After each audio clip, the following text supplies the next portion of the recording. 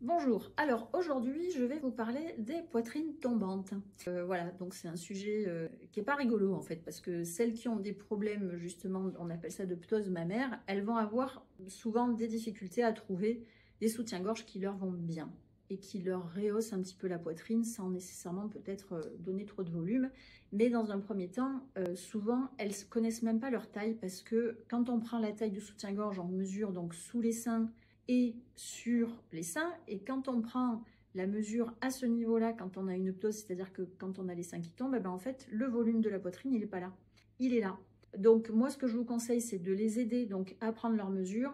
Si vous avez des difficultés à prendre le volume au bon endroit de la poitrine, conseillez-leur de se pencher en avant, et une fois qu'elles sont penchées en avant, là, vous allez pouvoir mettre le mètre mesureur pour pouvoir trouver la bonne dimension et trouver le bon bonnet, parce que souvent le calcul, quand il se fait ici, le bonnet il sera trop petit. Voilà, alors ça c'était dans un premier temps pour trouver la taille.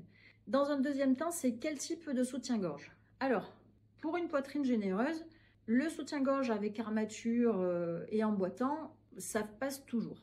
Le soutien-gorge réducteur, c'est pareil, le minimiseur, ça passe toujours.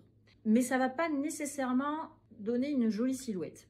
Il y a un soutien-gorge donc qui peut être conseillé, c'est le soutien-gorge donc préformé ou ampliforme, c'est-à-dire que, vous voyez, donc les mousses sont fines, mais en tout cas les bonnets donc ont une forme déjà établie. Sur ce modèle-là, on a même la possibilité de rajouter une mousse à l'intérieur pour faire un effet push-up si on en met sur les côtés.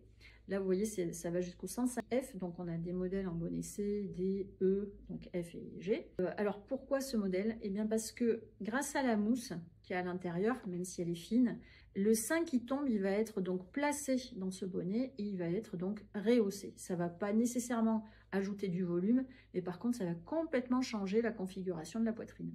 Donc ça, c'est quand même un soutien-gorge. Je vous conseille de le conseiller justement aux clientes en fait qui n'y pensent pas.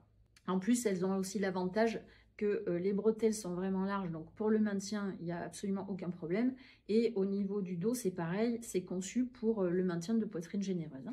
Voilà, donc pour une poitrine tombante menue, parce qu'effectivement, ça ne concerne pas que les poitrines généreuses, la ptose mammaire, les petites poitrines peuvent être aussi concernées. Donc là, pour une petite poitrine, il y a le push-up qui, lui, va pouvoir faire le même boulot, c'est-à-dire recentrer et rehausser la poitrine. Ça convient très bien aux petites poitrines menues, mais qui sont assez rapprochées au niveau de la morphologie, parce que ça va faire un joli décolleté. Par contre, si la poitrine tombante menue, au niveau de la morphologie, les seins sont plutôt écartés, là, ça sera moins joli au niveau du décolleté, donc il vaut mieux privilégier un soutien-gorge pareil à mousse, plus ampliforme, c'est-à-dire à coque, moins épaisse, avec les mousses moins épaisses que le push-up, parce que ça va rehausser et pas nécessairement renforcer le recentrage, là où ça peut faire des plis qui sont pas très esthétiques. Voilà, donc là, c'était les conseils pour les poitrines tombantes. Prochaine vidéo, toujours sur les poitrines, toujours sur les soutiens-gorge. Plus tard, je ferai sur les culottes. Bonne journée!